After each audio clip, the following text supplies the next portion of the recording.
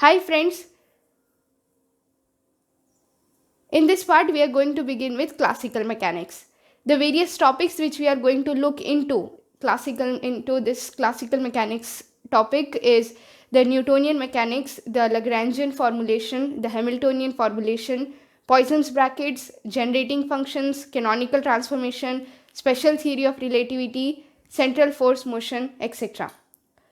So, so let's begin with Newtonian mechanics. The basic assumption of Newtonian mechanics is that we consider the length, the mass, and the time as constants. That is, the length, mass, and time, they are not changing with, they are not varying, they are not changing with time or certain conditions. Now, you already know the three laws of Newton's laws. First law is the law of inertia, which states that an object at rest continues to stay at rest unless and an object in motion continues to stay in uniform motion unless an external force is applied on it. The second law is basically F is equal to dp by dt, which is also equal to ma. So this dp by dt you can write as d by dt of P is obviously mv.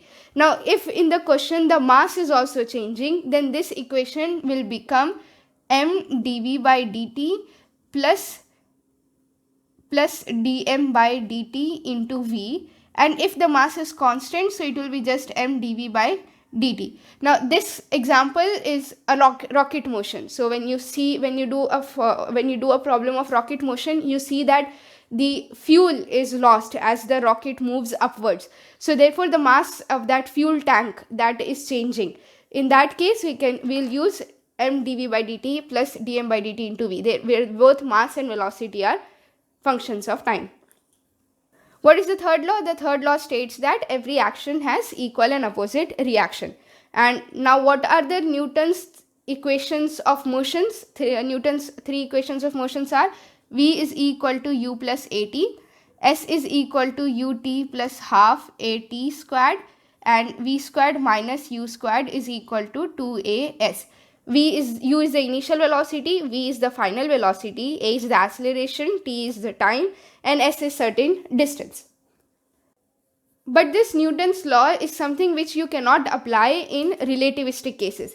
So that's why in relativistic case we are going to do special theory of relativity, because you cannot apply these laws there, because the mass is changing, the velocities, when you go from one inertial frame to another inertial frame, things are changing. They are changing with that Lorentz factor gamma. You know that, right? So we'll do that later on. So in relativistic cases, this Newtonian mechanics fails. Now let's look into the rotation of a certain vector which is moving with uniform angular velocity about an axis. Let's say I'm having this is my axis, okay, let's say some z axis or whatever. Now I'm having a vector A. Now this vector A is rotating about this z axis, making an angle alpha with this z axis, and it is in uniform, it is rotating with uniform angular velocity. Now if this is my vector A, and let's say this distance, this radius of this circular path that it traces about the z axis at the top, let's call this some r. The radius, let it be r. Now for small, when the vector is at this point and the vector is at this point, let this distance be dA, let this angle that it makes is d theta, and this distance from 0 to this point, from the axis to this point, is r. Now you know s is equal to r theta, where this length of the arc is equal to the product of the radius into that angle which it makes at that point, at this point. So here this arc is this distance dA is equal to r, theta is this angle which it's making, d theta. So from here you can get d theta, which is equal to dA upon r. Now also this is A, this is A vector, this is making an angle alpha with this axis, so this angle is 90 degrees. So what will be sine alpha here? Sine alpha will be opposite side upon hypotenuse, that will be r by A, right? So you get r is equal to a sine alpha. Put that here, you get d theta is equal to dA upon a sine alpha. So what will be this? dA is equal to a sine alpha d theta. Let's divide by t. You get divide by t. D theta by dt is going to be the angular velocity, which is omega. So you get dA by dt is equal to a sine alpha into omega. This we can write as dA by dt is equal to omega cross a. This means that omega cross a is equal to the rate of change of the vector a when it is rotated. Now let's consider that the position vector r is rotating. So you get dr by dt is equal to omega cross r. So you get velocity is equal to omega cross r. Now if you consider the velocity vector, you will get dv by dt is equal to omega cross v. So you get a is equal to omega cross v. And if you consider the angular momentum L, then this will be dl by dt is equal to omega cross L, and dl by dt is tau. So the torque is equal to omega cross L. So this is how we can consider the rotation of certain vector about certain axis making an angle alpha.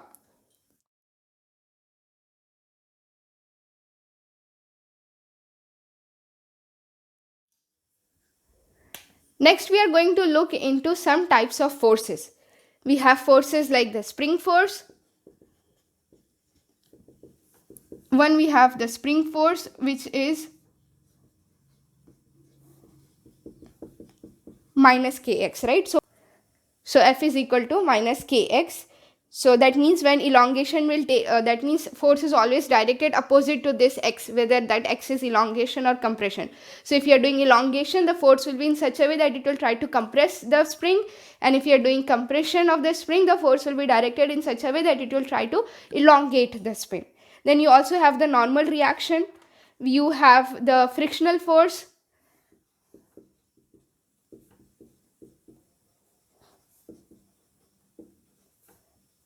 Then which is more on rough surfaces. We also have the Stokes force, which is also the viscous force,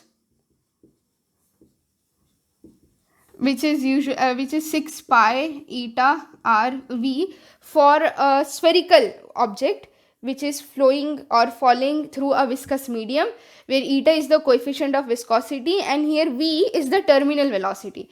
And what is the terminal velocity? Terminal velocity is the maximum velocity which is attainable by an object when it is falling through a fluid or falling through air. Next, we also have the buoyance force.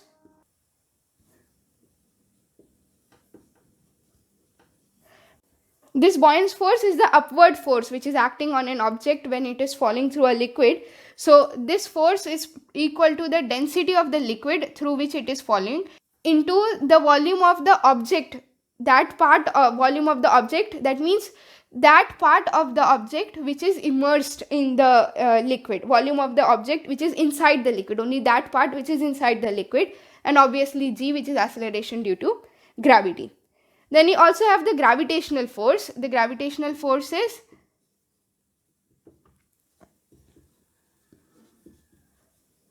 which is given by F is equal to g m upon r squared, right? Now this formula F equals to g m upon r squared is valid for point masses and when density is constant or a function of radial distance only. So if you have two point masses or such that the masses are uniformly distributed over the two bodies separated by a distance r. But if the object does not satisfy the condition that the two are point masses, or the density is not constant, and that the density is not constant or not a radial function of not a function of radial distance only, then you cannot use this formula. For example, when you consider the gravitational force which is acting between let's say a rod of, let's say, capital mass m and total length L, and a small point mass small m. Let's say distance between the two centers is small d.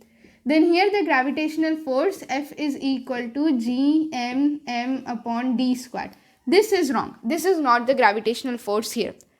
So what is the force? Let's find that. Let's take the distance between this point mass and the beginning of this rod as A. Now you consider a small mass element dm, d capital M, and let's say distance between the length element of this is dx. So the force, and okay, and the distance between this and this is capital X, this point mass M, and this length element, small element dx of mass dm. Then the force here will be dF, which is equal to g small m dm divided by x squared. Now for the entire length L we have the mass m, and for the length element dx we have the mass dm. You divide this by this, you can write dm as m by L into dx. We'll put that here and we'll get dF is equal to g small m into capital M by L dx divided by x squared. So F will be integration of this, which is g small m capital M divided by L dx upon x squared. Now this dx came from this dm, and this integration limit is going to be from this point to this point, and that point is from A to L plus A. We do that integration and we get minus gmm upon L 1 by x from A to L plus A. Just solve this part and we'll get 1 by L plus A minus 1 by A. Cross multiply, we'll get A minus L minus A divided by A into L plus A. This and this cancels, negative and negative cancels, L and L cancels, and we get F is equal to G M M divided by A into L plus A. So here this will be the gravitational force which will be acting between those this mass capital M of length L and the point mass M.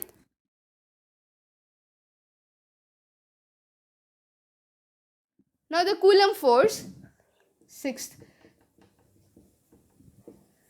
What is the formula for Coulomb force? F is equal to K Q1 Q2 upon R squared.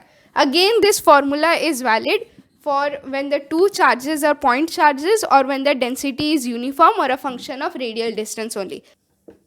Next is the torque, where we know tau is equal to R cross F, and we just found the formula for torque in terms of the angular momentum, and that was omega cross L. So tau equals to R cross F, and for simple pendulum this torque value is mgl sine theta.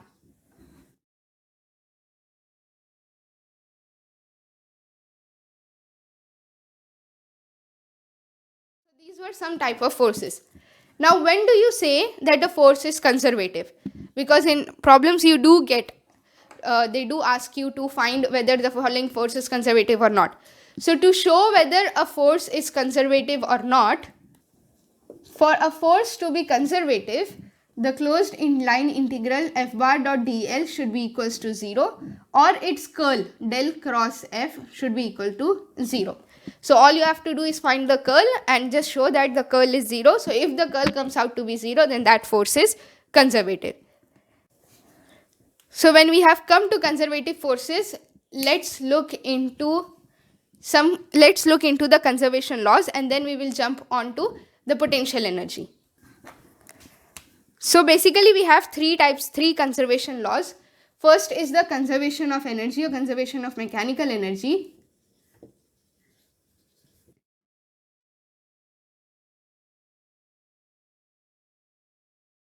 If the forces which are acting on the system are conservative, then we will say that the mechanical energy or total energy of the system is conserved.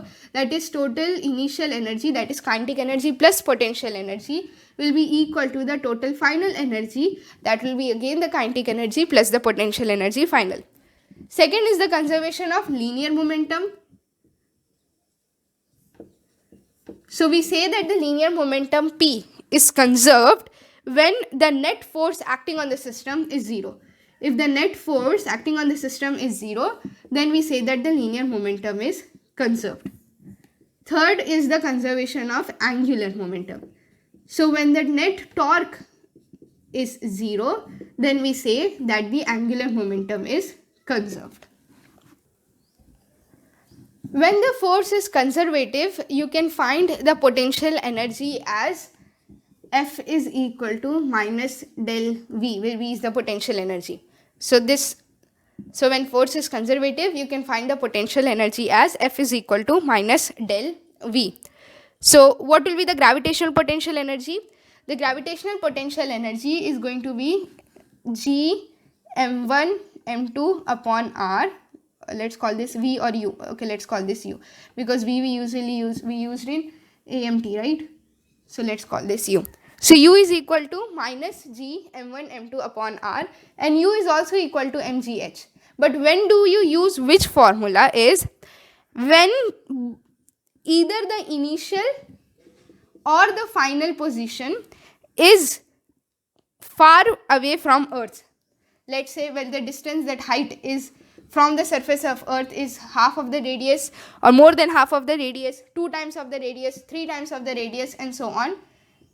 Either the initial or final position, then you are going to use U is equal to minus G m1 m2 upon R. When the initial and final both, when the initial and final both the positions are close to the surface of the Earth, are near the Earth, then we can use U is equal to mgh. That is, H should be less than R, quite less than R. Energy, the spring force is F is equal to minus kx. So the spring potential energy U is equal to kx squared by 2, that is half kx squared. And what about the potential energy which is between 2 point charges? That is k q1 q2 upon R. What is k? K is 1 by 4 pi epsilon naught. Now, how do you use the Newton's equations of motion?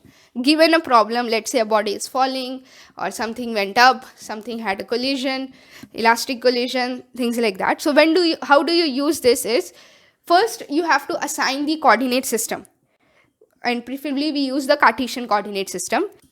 Then you are going to resolve all the forces, let's say in the x direction and the y direction. So you get Fx is equal to max, you get Fy is equal to may. Then you are going to use Ax as dvx by dt or d squared x by dt squared or vx dvx upon dx. You can use that acceleration Ax as dvx upon dt. You can use it as d squared x by dt squared, or you can also use dvx upon dx into dx upon dt. Dx upon dt is vx, so this will become vx dvx upon dx. When you will use which form of Ax depends on what you need to find. If you need to find the velocity with respect to time, like let's say you need to find the velocity at certain time v of t, you can use this formula. You need to find the position at certain time, then you can use this formula. Or you need to find the velocity at a certain distance, at a certain height, v of x, then you can use this formula.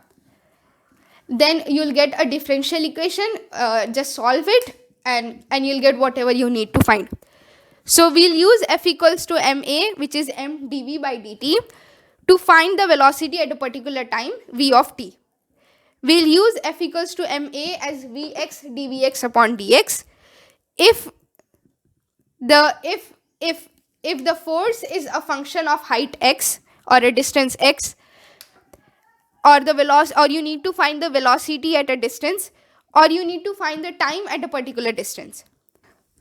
Okay, so we will use F is equal to max is ma, which is equal to m dv by dt, if you need to find the velocity at a particular time t. we will use F is equal to ma as some, let's say, v of x dvx upon dx. If you need to find the velocity at a particular height at a particular distance x, or the force is given as a function of x, as a function of distance, as a function of height, like let's say particle is dropped from a certain height x, so things like that, when you solve the questions you will understand when to use which formula, where to use which formula, or you need to find the time at a certain distance, so you can use this. Okay, so when you solve the problems you will understand what types of what we can use, where we can use which formula, because like basically you can keep in mind is that from force you will get the acceleration, from acceleration you can get the velocity, from velocity you can get the distance as well as time. So that depends on what is given and what you need to find. Now when we say a force is conservative, we said that the curl of that force is going to be 0, and for conservative forces you can find the potential, the relation between the force and the potential energy will be F equals to minus del u upon del r del u upon del x. Now the gravitational force and the spring force, these two forces are actually conservative forces. So when in question the conservative forces are given, you can actually use the conservation of energy, total initial energy is equal to total final energy, to solve the problem. But if the given forces are non-conservative, let's say you have frictional force, you have drag force, then you cannot use this. So that time you cannot use the conservation of mechanical energy. So in that case you can use F equals to ma and then substitute whatever, wherever, how you want, what is given, what you want, based on that you can solve this. So for conservative forces you can use conservation of mechanical energy, conservation of total energy, and for non-conservative forces you cannot use that.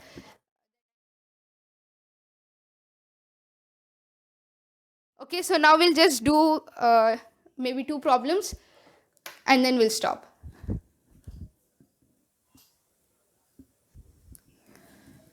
The problem states that a particle moves in 2 dimensions on an ellipse x squared plus 4y squared is equal to 8. At a particular instant, it is at a point xy which is 2, 1. And when it is at xy that is 2, 1, the x component of velocity is 6 in some units. And we need to find the y component of its velocity, vy. Okay, now pause the video, try to solve this, and then come back and have a look. So it's pretty easy. We'll just take this and differentiate it with respect to time. So you get 2x dx by dt plus 4 into 2y dy by dt, and this is a constant, so it comes out to be 8. Dx by dt is going to be the velocity v of x, 8y, dy by dt is going to be the velocity vy. This is equal to 0. So at xy equals to 2, 1, v of x is 6. So 2 into 2 into 6 plus 8 into 1, we need to find vy is equal to 0. So this is equal to 24 plus 8, vy is equal to 0. You get vy is equal to minus 3. That's it. Pretty simple. Right? So like the questions which are related to Newtonian mechanics in the NET exam, in these exams, you usually don't have many questions related to them. So even if you're not very comfortable with solving this Newtonian mechanics part, it's all right. Just do some basic problems and you don't need to do with the very difficult ones. You can leave those because you may get just one question from Newtonian, you get one question from Lagrangian, you get one question from special theory, you get one question from Poisson brackets, and like one question. So you can leave this if you're not very comfortable with it, but just try to do the basic problems, understand the basic concepts, and that's it. If the questions are not going to be very difficult, hopefully, so you'll be able to solve some questions related to Newtonian mechanics.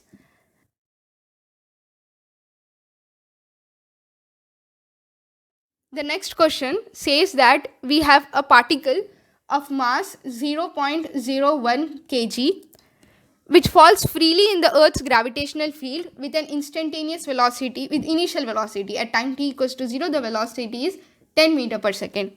If the air exerts a frictional force of the form F is equal to minus kV for, let's say, the value of K is 0.05 Newton meter inverse second, then we need to find the velocity at time 0.2 seconds.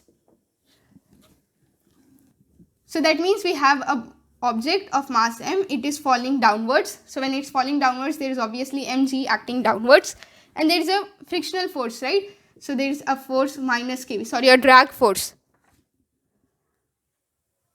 a functional force, more like a drag force. There is a drag force which is acting upwards minus kV. So now what will be the equation, Newton's equation? So you can write this F is equal to ma as mg minus kV, because ma and mg are in the same direction, kV is opposite direction, so you get here this is kV upwards minus kV. So now we need to find the velocity. So what will be the form of A? It will just be m dv by dt. Because we need to find velocity with respect to time, we'll just write dv by dt. This is again equal to mg minus kV. Solve this, you'll get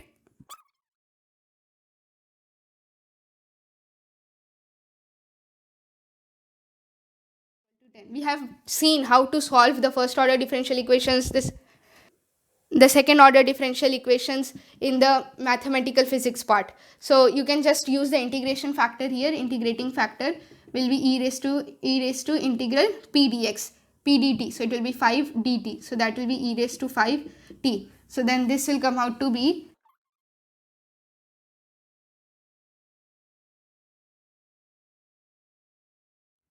now first we will find the constant c, and then we can find the velocity at 0.2 seconds.